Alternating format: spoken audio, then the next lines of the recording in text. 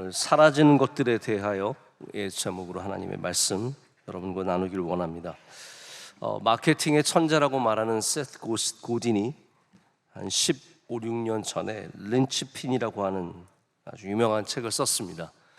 린치핀은 아시는 분들도 계시겠지만 바퀴, 예전의 바퀴는 다 이렇게 바퀴살로 이어졌는데 그 중앙 허브에 모든 바퀴살을 잡아주는 핀을 린치핀이라고 합니다. 바퀴살이 하나 없다고 해서 바퀴가 안 굴러가는 것은 아니지만 린치핀이 빠지면 바퀴는 굴러갈 수 없기 때문에 반드시 있어야 하는 것, 없으면 큰 문제가 생기는 것, 그런 존재를 린치핀이라고 합니다. 이분이 린치핀이라고 하는 도구를 통해서 이 치열한 경쟁 사회에서 살아남을 수 없는 비결로 제시하는 것이 없어서는 안 되는 존재가 되라. 그러니까 린치핀 같이 반드시 꼭 있어야 하는, 대체될 수 있는, 아무나 와서 할 수 있는 그런 일이 아니라 아무나 할 수 없는, 나만이 할 수 있는 그러한 존재가 되라라고 얘기를 합니다. 모든 것이 대체 가능한 이 세상에서 대체할 수 없는 것들이 뭐가 있을까요? 그 중에 하나가 교회입니다. 교회는 그 어떠한 것으로도 대체할 수 없습니다. 우리들의 소셜 클럽이 교회를 대체할 수 없습니다. 아무나 세우는 그런 것들이 교회가 되지 않습니다. 교회가 2000년이 넘는 시간 동안 세상의 온화한 곳에서 혹은 혹독한 곳에서도 살아남은 이유가 무엇이겠습니까? 린치핀이라는 개념을 인용해 보자면 어느 무엇도 대체할 수 없는 존재였기 때문입니다. 예수 그리스도는 부처로 대신할 수가 없습니다.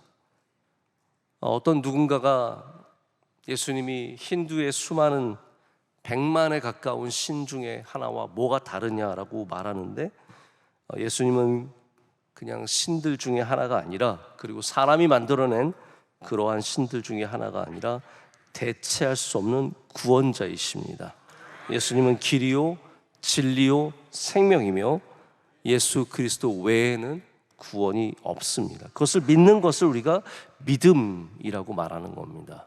여러분이 만약에 예수님 말고 다른 것으로 삶의 구원을 얻고 있다면 우리는 그것을 믿음이라고 말할 수 없습니다. 반대로 사라지는 것들에 대해서 우리는 그것의 유한함과 무익함을 반드시 기억해야 합니다.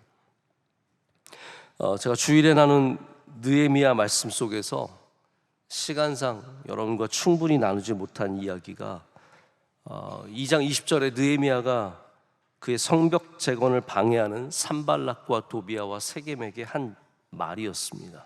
너에게는 예루살렘에서 아무 기업도 없고 권리도 없고 기억되는 바도 없다라고 선포하는 부분입니다.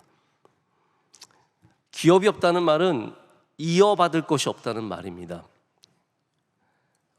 기업이라고 하는 표현, 저도 예전에 성경을 읽으면서 굉장히 잘 이해가 안 되는 표현이었는데, 이스라엘 사람들에게 기업이라는 것은 하나님이 주신 것으로 이어받는 것, 그래서 가나안 땅이 기업이 되는 것이고 하나님의 나라가 기업이 된다라고 말하는 것이죠. 권리도 없다, 아무 행할 힘이 없다는 것이고 특별히 기억되는 바가 없다는 것은 다 사라지는 존재라는 겁니다. 너희들이 지금처럼 날뛰고 있지만 다 사라지는 존재라는 것. 제가 그때도 말씀드렸지만 이 세 사람은 다 파피루스 문서에 남을 정도로 큰 족적을 역사 가운데 남긴 사람들입니다. 하지만 여러분, 대단한 힘을 가졌는데 그 힘을 하나님의 일을 대적하고 하나님의 것을 세우는 것이 아니라 무너뜨리고 누군가를 위협하고 방해하는 일을 한다면 이들은 결국은 아무 기업도 얻지 못하고 어떠한 권리도 얻지 못하고, 그리고 누구 하나 그들을 기억하고 기념하고 기리는 사람이 없어질 것입니다. 다 그렇습니다. 거대한 힘을 가졌다고 해서 영원한 것이 아닙니다. 다 사라지는 것들입니다. 대단한 권세를 누린다고 해서 영원하지 않습니다. 다 사라지는 것들입니다. 지금 큰 힘을 휘두르고 대단한 세력이지만 다 사라지는 것들입니다. 여러분, 사라지는 것들에 대해서 담대해지시길 축복합니다. 사라지는 것들에 대해서 우리는 분명한 믿음의 자세를 가져야 합니다. 그렇게 고생하고 힘들게 성벽을 재건했던 느헤미야는 영원토록 기억되는 사람이 되는 것이고, 이 산발락과 도비아와 세겜은 다 사라지는 것들입니다. 여러분, 그래서 우리는 사라지는 것들에 대해서 압도당하면 안 됩니다. 그 어떠한 사라지는 것들도 우리를 움츠리게 할 수 없고, 우리를 멈추게 할 수 없고, 우리가 하는 모든 일들을 그만두게 할 수 없습니다. 아브라함 링컨 대통령이 노예제 폐지를 선포하고 나서 남과 북의 일치를 위해 고군분투하고 있을 때 그를 비난하는 수많은 정적들이 있었습니다. 퓰리처상을 받은 Team of Rivals라고 하는 책이 있습니다. 이게 어떤 말입니까? 정적들과 함께 팀을 이룬 아브라함 링컨을 말합니다. Team of Rivals. 라이벌을 데리고 어떻게 팀을 이룰 수 있는가? 이것에 대해서 아브라함 링컨이 어떻게 적과 동료들을 적절하게 배치해서 팀을 만들었는지에 대해서 다루고 있는 책인데, 이 책을 읽어보면 우리는 아브라함 링컨의 적들을 기억하지 잘 못합니다. 그 당시에는 대단한 힘을 가졌던 사람들이고 위대했던 사람들이었을지 모르지만 다 사라지는 것들입니다. 노예제 폐지를 위해서 거룩한 결심을 한 링컨은 영원토록 기억되고, 반대했던 그의 적들이었던 사람들은 산발라처럼 다 안개처럼 사라지는 존재가 됩니다. 오늘 시편 1편의 말씀은 그런 사라지는 것들에 대해서 말하고 있습니다. 4절에 악인은 그렇지 아니하며 오직 바람에 나는 겨와 같도다. 여러분, 바람에 나는 겨의 흔적을 찾을 수 있으시겠습니까?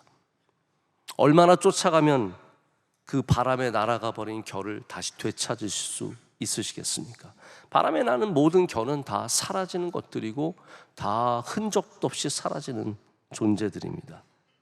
지금 이들은 대단한 권력을 가진 것 같고, 남들 앞에서 힘을 과시하고 재력을 과시하고 아름다움을 과시하고 밀어붙이고 대단한 무리를 이룬 것 같지만 다 사라지는 것들이라는 것이 하나님의 말씀입니다. 여러분, 우리 이 말씀을 믿음으로 받아들이시길 축복합니다. 악인은 사라집니다. 자, 그러면 이 악인이라는 개념이 우리 시편 1편 안에서, 성경 안에서 어떤 의미를 갖고 있겠습니까? 첫 번째로 악인은 하나님의 길을 부정하는 사람들입니다. 사람의 길에 서서 사람의 높은 자리에 앉고 사람의 힘으로 살아가는 사람들입니다. 오늘 말씀을 보면 처음에는 꾀를 냅니다. 그리고 길에 선다는 것은 행동으로 옮긴다는 것을 말하고, 마지막에는 자세입니다. 하나님을 조롱하는 오만한 사람들을 악인으로 규정하고 있습니다. 이들의 악은 줄어들지 않고 점점 강해집니다. 우리는 악이 강해지면 두렵습니다. 저 악이 어마어마한 세력을 갖네, 대단한 사람들 같네, 이제 끝났구나 싶지만 이런 악인들은 다 바람에 나는 겨와 같다라는 거예요. 우리는 멀리 볼 수 있어야 합니다. 영원한 천국과 영원한 하나님의 말씀을 붙잡아야지 이런 다 사라지는 것들을 의지하고 사라지는 것들에 두려워해서는 안 됩니다. 제가 신대원 때 가정폭력에 대해서 한번 조사를 하고 페이퍼를 썼던 적이 있습니다. 그때 제가 미국에서 만든 한 포스터를 보았는데 그게 아직도 기억에 남아 있습니다. 처음에는 얼굴에 멍이 든 한 여자의 사진이 있습니다. 그리고 밑에 다시는 안 그럴 거야 라고 적혀 있습니다. 두 번째 사진에는 그런데 더 심각한 부상을 입은 여인의 모습과 함께 밑에 다시는 안 그럴 거야 라고 적혀 있습니다. 마지막에는 관에 들어가 있는 여인의 모습과 이제는 다시는 그럴 수 없어 라는 말이 적혀 있습니다. 악은 멈추지 않습니다. 악은 점점 강해집니다. 그래서 손찌검하는 사람들이 점점 줄어드는 것은 기적에 가깝습니다. 애초에 데이트를 할 때 좀 이 사람 자꾸 손을 든다? 그러면 고칠 생각하지 마시고 웬만하면 헤어지는 게 좋습니다. 제가 지금 그 말을 드려봤자 이미 어떻게 하겠습니까? 네. 악은 줄어들지 않습니다. 예수님 만나지 않으면, 거듭나지 않으면 악은 멈추지 않습니다. 점점 강해집니다. 하지만 점점 강해져도 이들은 다 시들어버리고 바람에 나는 겨와 같은 존재가 될 것입니다. 우리는 악인은 경계해야 하지만 두려워해서는 안 됩니다. 예수 그리스도를 온전히 따르려고 하는 사람을 조롱하고 방해하고 막아서고 죽이려고 하는 사람은 다 결국은 사라지는 존재가 됩니다. 산발람만 그런 게 아니라 사울도 그랬습니다. 하나님이 기름 부으신 종을 방해하고 죽이려고 쫓아다니던, 길길이 날뛰던 어마어마한 군대를 갖고 있었던 이스라엘의 초대 통일 왕국의 왕이었던 사울은 결국 전쟁에서 죽어서 벳산성에 매달리는 사라지는 존재가 되어버렸습니다. 여러분, 하나님의 일을 방해하면 하나님께서 절대로 기뻐하지 않으십니다. 하나님의 기뻐하시는 교회를 함부로 짓밟고 방해하면 하나님께서 기뻐하지 않으십니다. 두 번째, 악인은 하나님의 말씀을 기뻐하지 않는 존재입니다. 그들이 기뻐하는 것은 오직 세속적인 문화이고 자기 자신의 욕망이고 세속적인 지혜입니다. 기쁨은 우리 그리스도인들을 규정하는 중요한 영적인 감각입니다. 여러분에게 기쁨이 있으시길 축복합니다. 무엇에 기뻐하느냐, 무엇에 우리가 기쁨을 두고 있느냐, 이것은 단순히 육적인 감정만을 말하는 것이 아닙니다. 하나님을 사랑하는 사람들은 궁극적으로 하나님 안에서 기뻐할 줄 압니다. 그 기쁨은 세상이 빼앗아갈 수 없는 기쁨입니다. 여러분이 어디에서 기뻐하느냐, 이게 성도를 규정하는 중요한 감정입니다. 마치 다윗이 광야에서도 하나님을 기뻐했듯이, 어려움과 환난 속에서도 하나님을 찬양했듯이, 하나님을 기뻐하는 사람은 상황과 환경을 넘어서는 기쁨을 갖습니다. 여러분의 삶 속에 오늘도 하나님을 기뻐하시는 일이 있으시길 축복합니다. 세상에 기뻐할 것이 아무것도 없어도, 나를 기쁘게 해준 사람이 아무도 없어도 우리가 하나님 안에서의 기쁨을 놓치면 안 됩니다. 그래서 교인은 그냥 늘 실실 웃고 다녀야 됩니다. 밖에서도 사람을 만나도, 일을 할 때도, 무엇을 할 때도 그냥 실실 웃으면서 하면 복이 있습니다. 찡그리고 하면 복이 나가고요, 웃으면서 하면 복이 들어옵니다. 여러분, 작은 기업이라도 기뻐하면서 감당하시고, 내게 작은 일만 주어져도 기쁨으로 감당하시고, 하나님을 기뻐하실 때 여러분의 삶이 영원토록 빛나는 삶이 될 줄로 믿습니다. 특별히 하나님의 말씀을 기뻐하시고 예배를 기뻐하시고, 여러분, 예배 기뻐하는 사람이 진짜 능력 있는 사람입니다. 제가 살아보면 목회자라고 예배를 기뻐하는 게 아닙니다. 겨우겨우 예배 지키는 목회자들이 얼마나 많은지 모릅니다. 저는 외람된 말씀이지만 갑자기 우리 원로 목사님은 참 예배를 기뻐하세요. 제가 어렸을 때부터 현장에서 많이 봤습니다. 예배를 참 기뻐하시는구나. 제가 참 들어가기 힘들어하는 예배 행사, 이런 거에 대해서 전혀 저항이 없어요. 편하게 들어가시고 거기서 기쁨을 누리시고, 그게 하나님께서 기뻐하시는 종의 모습입니다. 여러분께서 오늘도 하나님을 기뻐하는 인생을 살아지길 바라고, 그러한 인생이 결코 쉽게 사라지지 않는 인생이라는 것을 꼭 기억하시길 축복합니다. 세 번째, 악인은 뿌리를 잘못 내린 사람입니다. 이번에 우리나라 강릉이라고 하는 도시가 계속해서 가뭄으로 어려움이 많았습니다. 얼마 전에 내린 비로 많이 채워졌다고는 하지만 예전의 저수량에 비해서는 어마어마하게 부족하다고 합니다. 근데 당시 최악의 상황일 때 가장 중요한 이슈 중에 하나가 뭐였냐면, 강릉이 상수원으로 쓰는 오봉 저수지가 있는데, 오봉 저수지는 이미 저수가 10% 미만으로 떨어졌을 때였습니다. 하지만 지난 24년간 쓰지 않았던 도암댐이라고 하는 곳에 물은 충분히 있었고 가득했습니다. 근데 문제는 뭐였냐면 그 물을 쓸 수 있느냐였습니다. 많은 전문가들과 학자들이 쓸 수 있다라고 얘기를 했지만 강릉시는 그 물을 쓸 수 없다라고 했습니다. 아무리 물이 많아도 상수원으로 적절하지 않다. 여러분, 이게 문제입니다. 물이 많으냐 적으냐의 문제가 아니죠. 그 자원이 우리를 살릴 수 있느냐 살리지 못하느냐의 문제입니다. 자원이 많으냐의 문제가 아닙니다. 그 자원이 여러분에게 복이 되느냐 독이 되느냐의 문제입니다. 우리 하나님 안에 뿌리를 내리면 복을 받는 것이고, 다른 데 뿌리를 내리면 그것이 오히려 독이 될 때가 많습니다. 여러분, 물질이 우리의 자원입니까? 아닙니다. 하나님이 우리의 자원입니다. 물질이 아무리 많아도 그 물질이 여러분 살려주는 게 아닙니다. 건강이 우리의 자원입니까? 권력이 우리의 자원입니까? 그 많고 많은 자원이 오히려 죽이는 자원이 될 수 있습니다. 여러분, 압살롬의 머리카락이 그렇게 매년 수 킬로를 잘라내는 어마어마하게 찰랑찰랑거리는, 전 그것도 웃겨요. 남자가 머리 길어가지고 뭐 하려고, 길어서 그게 무슨 자랑입니까?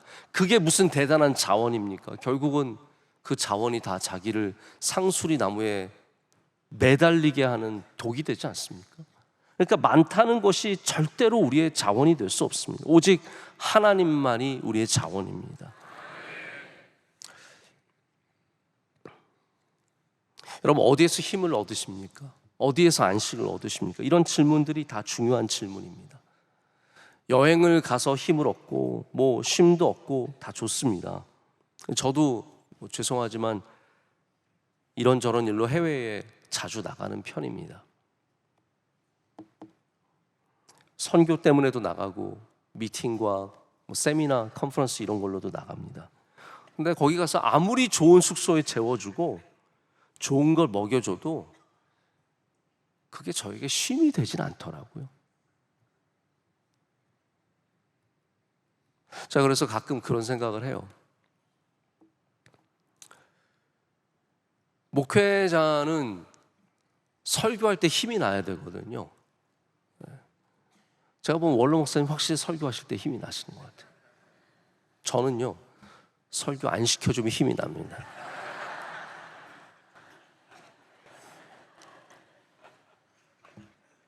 설교 안 시켜주면 그렇게 감사할 수가 없고, 그렇게 행복할 수가 없고, 이번에 넘어가는구나. 설교하면서 힘을 내야 되는데 제가 자꾸 회개하는 부분입니다. 우리가 어디에서 힘을 얻느냐, 여러분의 본질적인 자원이 어디냐, 그게 영원과 사라지는 것의 차이입니다. 참된 나의 능력의 자원은 하나님이 되셔야 하고, 그 자원은 절대로 고갈되지 않습니다. 이 세상의 모든 자원은 다 제한적이고 다 사라지는 것들입니다. 마르고 오염되고 사라집니다. 말씀을 맺습니다. 여러분, 성경은 사라지는 것들에 대해 경고합니다. 악인도 사라질 것이고 힘과 권세도 다 들의 풀처럼 사라질 것이며 우리 인생도 다 들의 꽃처럼 잠깐 폈다가 시드는 것들입니다.